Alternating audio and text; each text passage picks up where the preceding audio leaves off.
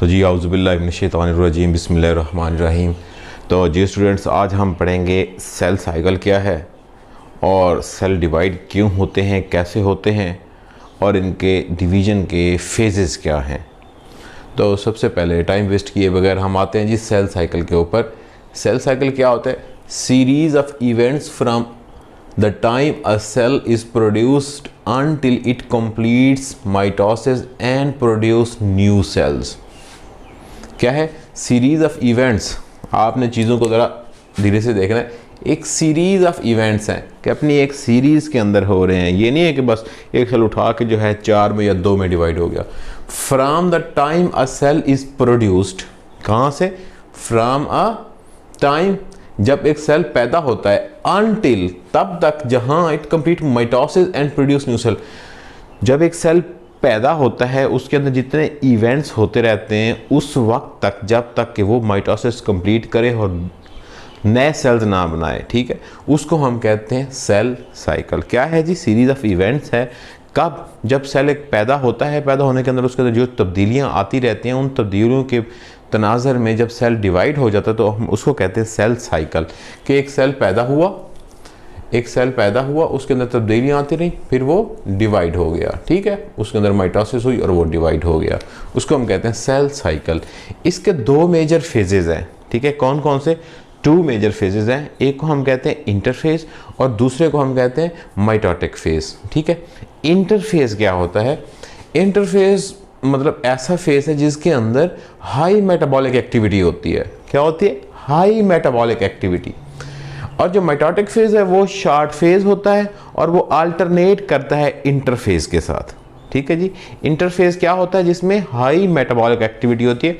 जब भी किसी चीज़ के अंदर हाई मेटाबॉलिक एक्टिविटी होती है, या तो वो ग्रो कर रहा होता है या कोई फंक्शन परफॉर्म कर रहा होता है, तब ही किसी सेल की मेटाबॉलिक एक्टिविटी इंक्रीज होती है। आगे हम पढ़ते हैं कि मेटाबॉलिक एक्टिविटी इंटरफेज के अंदर कैसे बढ़ती है।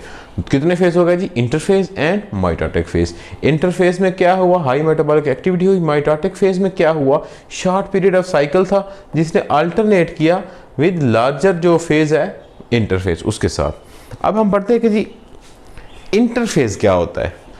इंटरफेज के 3 फेज हैं, G1 phase, S phase, G2 phase और एंड पे एक G0 फेज। ये भी अहम है शॉर्ट क्वेश्चन के लिहाज से। सबसे पहले इंटरफेज में G1 फेज को पढ़ते हैं। इसमें क्या होता है? सेल क्या करता है? Increase its supply of protein. Cell अपने आप को ताकत देने के लिए प्रोटीन को इकट्ठा करना शुरू कर देता है, अपनी सप्लाई बढ़ा देता है। फिर वो क्या करता है? Increase it's number of organelles. Organelles like कौन कौन सी? माइटोकॉन्ड्रिया है, एंडोप्लाज्मिक रेटिकुलम है। अच्छा, इस तरह की जो ऑर्गेनेलीज हैं जो सेल के अंदर मौजूद होती हैं, वो अपनी नंबर्स को इंक्रीज करना शुरू कर देता है। पहला काम क्या करता है? अपनी प्रोटीन की सप्लाई को बढ़ा देता है। और दूसरा काम क्या करता है कि ऑर्गेनेलीज अपनी बढ़ाना शुरू कर देता है। तीसरा क्या करता है? अपने साइज में बड़ा हो जाता है। फोर्थ क्या करता है? Synthesis of enzyme. अब वो सिंथेसिस ऑफ एंजाइम क्यों करता है जी? सिंथेसिस ऑफ एंजाइम इसलिए करता है कि जब वो एस फेज में जाता है या माइटोसिस में जाना होता है उसने, तो अपने एंजाइम बढ़ा देता है ताकि वो अपने क्रोमोसोम्स को डिवाइड करके उसके सिस्टर क्रोमेटिड्स को बना सके। अच्छा जी, क्लियर हो गया। G1 फेज में क्या होता है जी? सप्लाई प्रोटीन की बढ़ जाती है, उसका नंबर जो ऑफ ऑर्गेनेलीज हैं वो बढ़ जाती हैं, लाइक माइटोकॉन्ड्रिया, एंडोप्लाज्मिक रेटिकुलम, वो अपने साइज में बड़ा हो जाता है और सिंथेसिस ऑफ एंजाइम स्टार्ट कर देता है। G1 फेज खत्म होता है तो शुरू हो जाता है S फेज। S फेज का मतलब है सिंथेसिस फेज। क्या फेज? ये कौन सा फेज है? सिंथेसिस फेज भी बोलते हैं इसको, ठीक है। अच्छा, इसमें क्या होता है जी? Cell duplicates its chromosomes. Cell क्या करता है? अपने क्रोमोसोम्स को डबल कर देता है। क्रोमोसोम्स को डबल कैसे करता है कि ये जो क्रोमोसोम है वो क्रोमोसोम अपने सिस्टर क्रोमेटिड्स बना देता है। ये जी एक क्रोमेटिड एक, दोनों को हम क्या कहते हैं? Sister chromatids. इन्हीं सिस्टर क्रोमेटिड्स के ऊपर आगे जाके जीन्स की अटैचमेंट होती है और वो जीन जो है हेरिडिटी के अंदर अपना रोल किरदार अदा करते हैं। अच्छा जी, एस फेज में क्या हो गया कि सिस्टर क्रोमेटिड्स की डुप्लीकेशन होना शुरू हो गई। G2 फेज पहले हमने पढ़ा G1, उसके बाद पढ़ा हमने S phase, and third one है G2 फेज। G2 फेज क्या है? Protein formation for spindle fibre. G2 phase में बड़ी अहम काम होता है।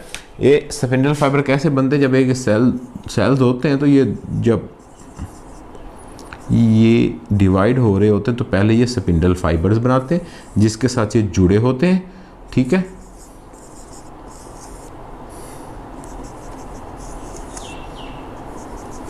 इनको बोलते हैं स्पिंडल फाइबर्स। ये आगे चल के पढ़ेंगे कि जब इन स्पिंडल फाइबर्स की सिंथेसिस के लिए प्रोटीन का बनना लाजमी है। जब प्रोटीन होगी तो ये स्पिंडल फाइबर्स बनेंगे, और स्पिंडल फाइबर बनेंगे तभी सेल एक दूसरे से अलग हो पाएंगे। G2 फेज में क्या होता है? Protein formation for spindle fibres.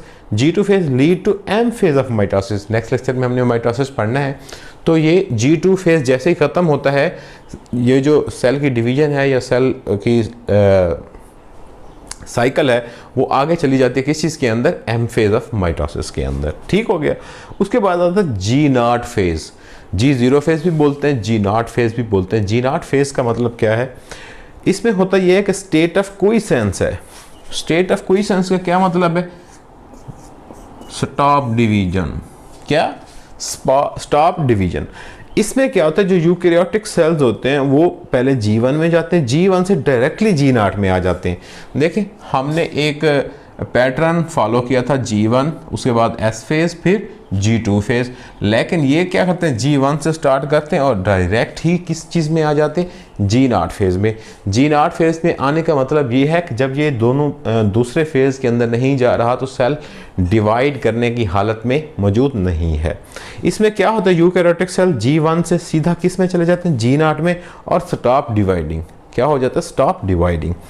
इसमें क्या होता है? कुछ ऐसे सेल्स होते हैं जो मतलब परमानेंटली जो है वो हो जाते हैं कि जी हमने डिवाइड होना ही नहीं है, G0 फेज में ही रहना है। जिस तरह के न्यूरॉन्स हैं, नर्व सेल्स हैं, उनको हम कहते हैं परमानेंटली वो G0 में अगर चले जाते हैं तो उसमें परमानेंटली रहते हैं।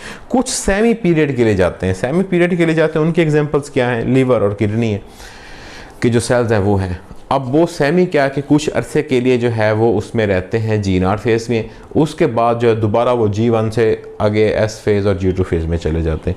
और कुछ जो है सेल्स ऐसे होते हैं जो बिल्कुल ही G0 फेज के अंदर नहीं जाते। जिस तरह एपिथेलियल सेल्स हैं वो G0 फेज में जाते ही नहीं हैं, वो अपना प्रोसेस कंप्लीट रखते हैं। ये जी हो गया हमारा सेल साइकिल हो गया और उसके फेजेस हो गए। तो उम्मीद करता हूँ इसको आप अच्छी तरह याद करेंगे, तैयार करेंगे। अगर समझ आ रही है तो सब्सक्राइब, शेयर, लाइक और कमेंट करना नहीं भूलना। तो इंशाल्लाह मिलते हैं नेक्स्ट लेक्चर में। Thank you very much.